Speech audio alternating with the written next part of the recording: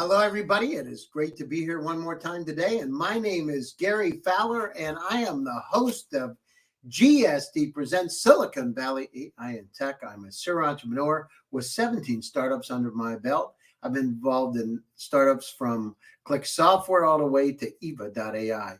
I was on the original management team at Click Software, which was sold to Salesforce for $1.35 billion.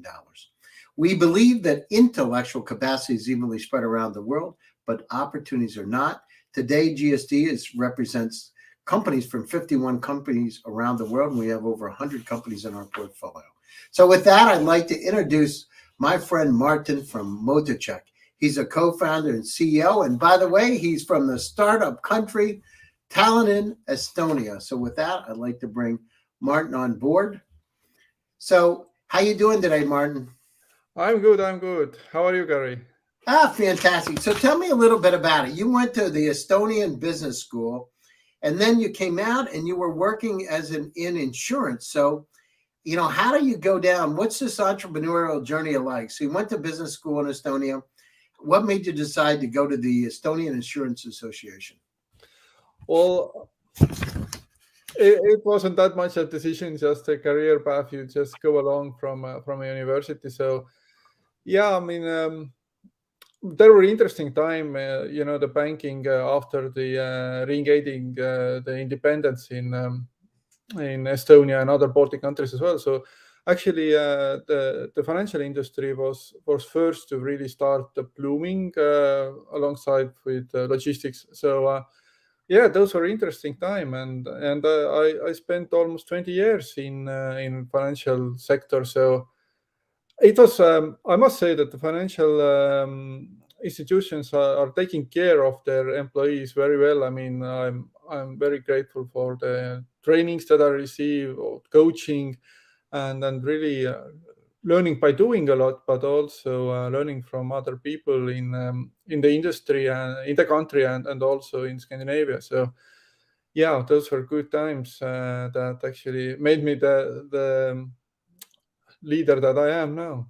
No, it's great. So you work for SEB Life, you work for Nordea Pensions in sales, and Liminar Pensions Estonia as operations. How do you go from sales to operations and product support? How does that work?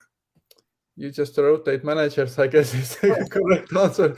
But I mean, they get up and say, "I love sales, but listen, I want to move to operations and product support." Well, the thing is that if you are in a management board, you anyway are reviewing things in quite a depth, so you know what's going on, and then you apply your best leadership skills and project management skills to lead people in other areas as well. So I would say that it's good to be the leader that can lead people in no matter what role, so you don't have any personal attachment to the specific role or task your people are performing. So it's important to all the companies to understand that leaders lead people, not tasks or functions. So you went down through and you've done that. Then you go into product support. So you've done sales management, you've done operations and product support. Then you do product support. Okay, so one day you wake up, and how in the world do you come up for Motorcheck? Where does that come from? Well, it's a personal pain as a leader. My story is that I became a leader of international teams, so I had the teams in different countries and stakeholders as well in Scandinavia as well.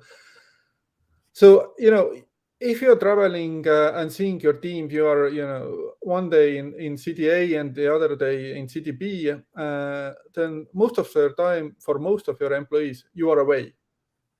You are not with them. So it's super difficult to understand how your people are really doing. When you are with them in the particular location, you are, problem solving, you are handling stakeholders, you are looking at new projects, initiating stuff. And of course, you do the one-to-one meetings and have a chat and coffee breaks, but you really don't have the time to understand how your people are feeling and go so say in another way, to become such a friend that they tell you how they feel about things that are really going on in their occupational life or work life. Yeah, and I reached out to my HR partners as well and asking help really to really get a better understanding how my teams are doing in countries abroad. And of course, I had the video meetings all the time, but when I received a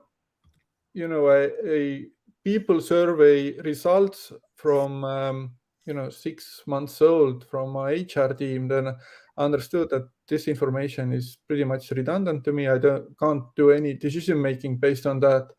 And when I digged in and understood that those surveys cover only part of employee experience, then I understood that it doesn't provide me the information what is the urgency or what is the most biggest priority I have to deal with in order to retain my people, not to lose them. And I started looking around, and I understood that there are no good tools, or at least at that time there were not. So yeah, we figured out how to measure employee experience on daily basis, so that whenever I, as a manager or leader, want to understand what's really going on in this or the other location with this or the other role that my people are in, so I can understand what's really going on, and it helps me a lot in managing my one-to-one relationship and also the team as a whole. So tell us a little bit about it. So what's the secret sauce of MotorCheck? Secret sauce, yeah. I mean, well, the secret sauce of right format, but I mean, the core of it is that MotiCheck asks every single employee every day a single question, and it is super easy to respond to it. It takes 2 or 3 seconds only. You can add this thumbs up, thumbs down, little bit of chat to add the comments, and that's it. And what you see as a result is your team's result.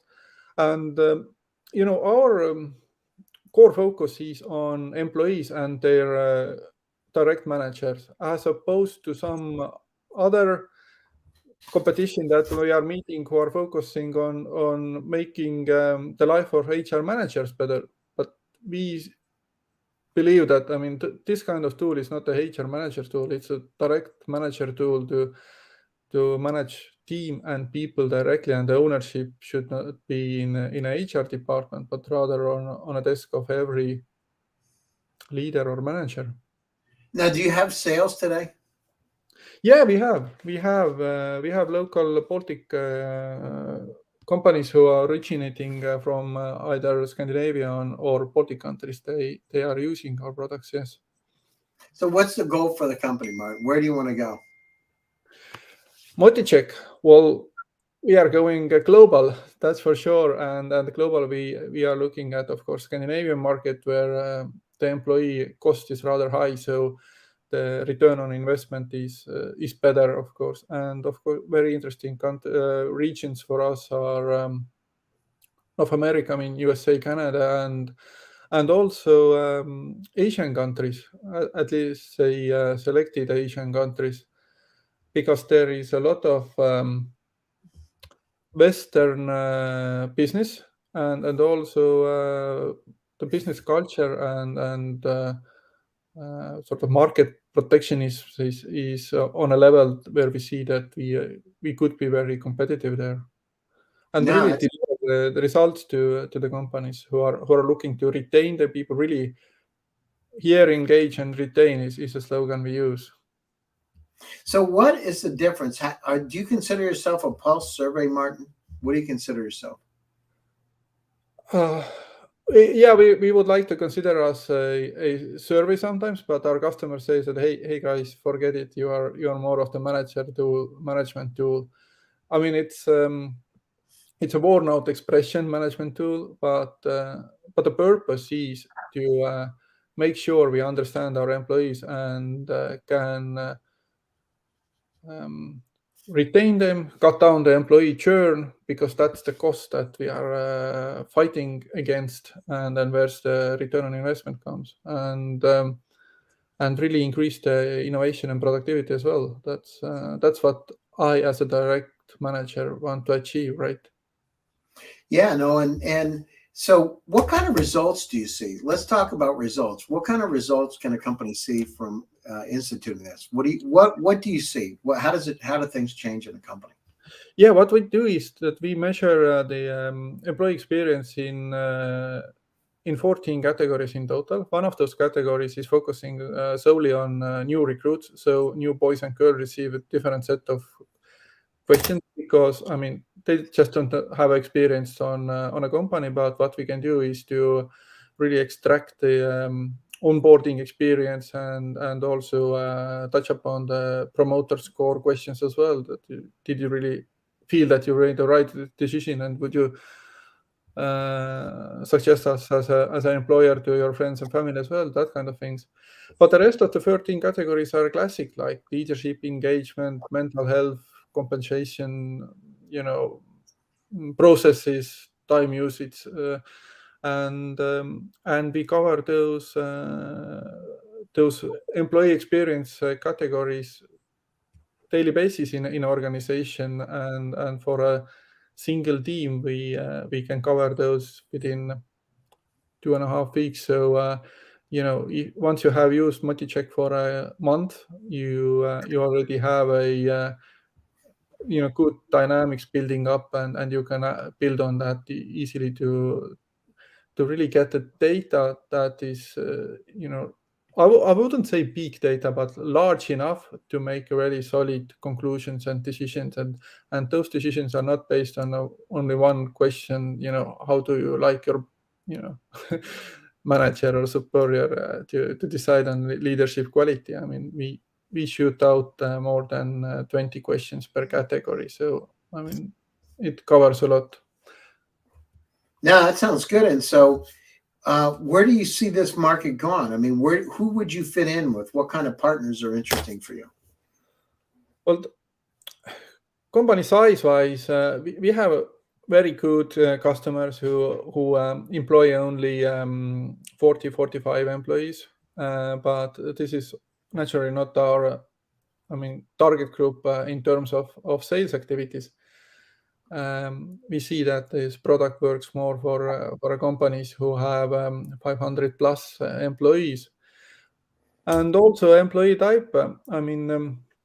First of all, the customer has to have the pain, and the pain usually relates to either employee churn or the new situation after the COVID, when there is a lot of remote and hybrid work, and the direct managers just feel insecure in leading those people who are now physically distant to him. And quite often we see that there is an interest from companies who employ more technical stuff, like IT developers, construction engineers, maybe call center operators who are hired basically because their language skills and how they cope with the routine. And those people necessarily are not the best communicators. So our system, what it does really, what our customers leaders say is that we ask the questions that every person can come up with, but the thing is that you never had the time to go into that lengthy discussion with your employees.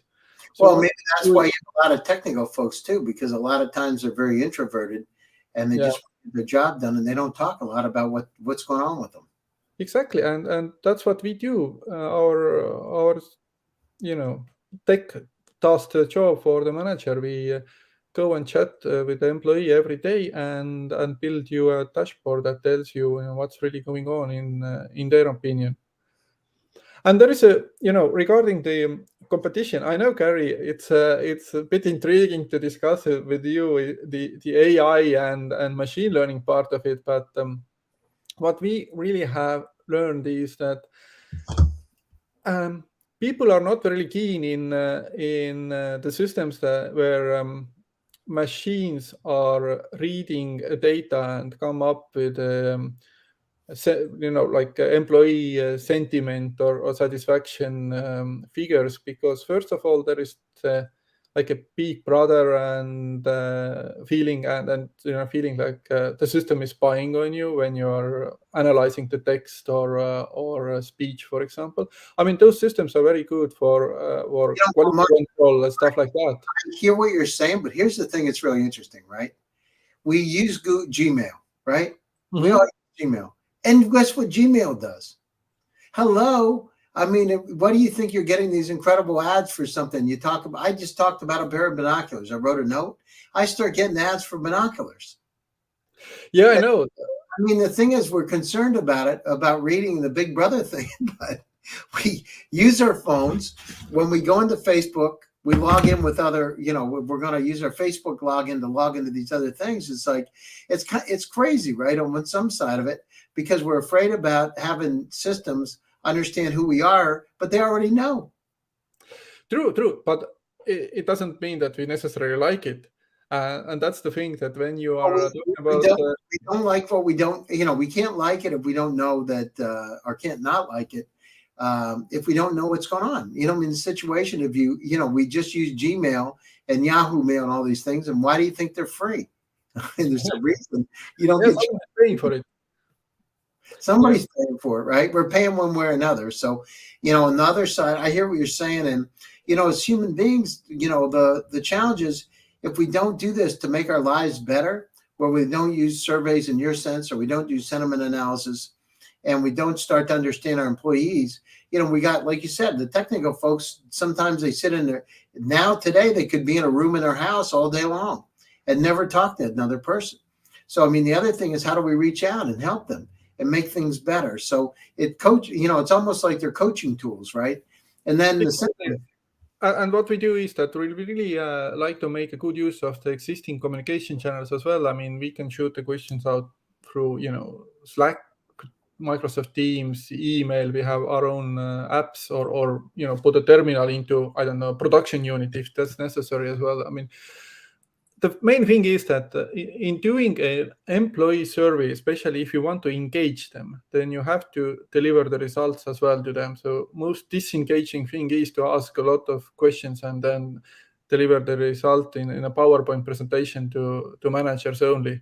I mean, nobody is engaged to provide you any feedback in that kind of system. So important is to make it comfortable for employees, to provide them value. And regarding that value, talking about AI and machines, we have to understand one thing, that people actually like to make their lives more beautiful, more convenient by telling small little white lies. And we cannot take this away from employees as well. I mean, they like to tell us a little more about it. What do you mean? I mean, for example, we ask direct questions, but sometimes you don't want to say that, well, not exact wording, but I could say that, let's pretend that I'm working in your team and I receive the questions that, does your boss live the company values? Right. So generally speaking, yeah, Gary is a good fellow and does it, but last Friday, there was a bit awkward situation. So what should I say? I say, yeah, Gary is a good fellow, lives up the values. Well, I mean, you can ask the question in different ways, right? That's just yeah. But the thing is that we can ask the questions in several different ways, but we never guess how the employee will read it and understand it, because they are in a different situations. They might be, just jump out of the car, or maybe they just, read a, email with a bad sentiment, or something very, very happy and cheerful. So we don't know what's the background, really, mental background. And so therefore we have to appreciate that people want to tell us sometimes things that are not, the harsh truth. Machines can read the harsh truth, but people sometimes don't like it. So they tend to make it a bit better, more say beautiful and soften things up, and we have to appreciate it. In an organization, we are social animals. We don't want to be picky and aggressive with our colleagues or our people around us. So we tend to smooth things out, and that has to be appreciated. Which doesn't mean that we shouldn't use machine learning and AI. I think we can make a good use of using those tools in advising managers and employees, what to do with the results. And that's what we also are doing. So, what should I do now? No, The I trending things. agree with you 100%, Martin. Agree Yeah. with you 100%. So listen, we're coming up to the top of the show. I don't want to miss anything, but what are your final closing thoughts, and how do people get a hold of you? Yeah, you can get a hold of me. Of course, I'm active in LinkedIn and on moticheck.com, and my email is martin@moticheck.com. But regarding the closing thoughts, Gary, I mean, in a situation where we are living in a global world, and business is globalized, and post-COVID remote work situations, where work culture is really lead us to the situation where it is very important to listen to our employees to understand how they are performing and up their game. So when I'm looking at the big trends in employment world, for the great resignation or quiet quitting, those shouldn't be surprising for us if we are considering how good or bad managers we are. And if we would manage our teams very well and listen to our employees, there wouldn't be such trends or phenomena at all. We got to listen more. Yeah, and as for example, Amy C. Edmondson claims in her book The Fearless Organization that psychological safety accounts for 47% of employee churn and 12% of production loss. So, I mean, those are huge figures to tackle. I mean, there's a lot of potential inside us to just become a better leader and better manager by using smart tools to cut down this employee churn and improve the productivity. So yeah, please here engage and retain your people is what I really call our customers. Great resignation. A lot of people left. I mean, remember, companies put a lot of money in the human capital. We got to do a better job of making it the relationship better and really nurturing those folks. So, Martin, what's the best way to get a hold of you? Yeah, LinkedIn. Okay, so reach out to Martin on LinkedIn. Moticheck's an incredible company. He does a phenomenal job. And this is a way we've got to make our employees happier, healthier, and safer. And this is one of the tools to be able to do it. Thank you, Martin, for taking time out of your busy schedule today. It's appreciated. And thanks to all my audience for attending one more time. GSD presents Silicon Valley AI and Tech. And my name is Gary Fowler, and I am your host.